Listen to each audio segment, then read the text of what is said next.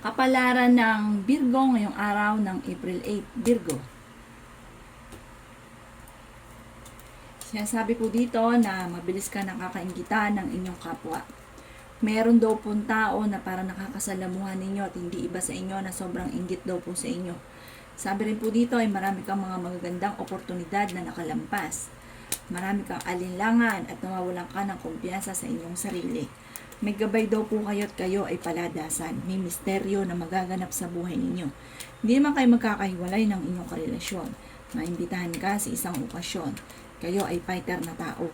Sabi rin po dito ay swerte ka sa inyong pong mga anak. Sinasabi rin po dito na kayo ay matalino. Yan sabi rin po dito na i-improve nyo daw po. Mag-isip ka pa ng pamamaraan kung paano magkakaroon ng pera. I-improve nyo ang inyong pong kaperahan.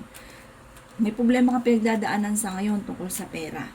Sabi rin po dito, maging aware ka dahil may manloloko daw po sa inyo.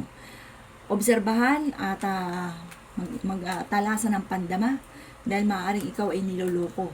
May kaugnayan ito tungkol sa usapin ng buhay pag-ibig.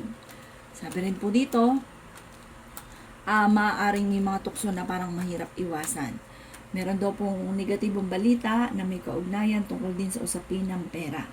Ang lahat ng bagay kailangan pag-isipang mabuti dahil parang maaaring maloloko ka tungkol sa usapin ng pera or may pagtatalo tungkol sa usapin ng pera at maaaring may problema ka rin pinagdadaanan sa inyong karelasyon. Ang inyong pong lucky color ay color black at ang lucky number po ninyo ay 6. Ganon din po ang 25, 7, 36, 42, at 38. Good luck po!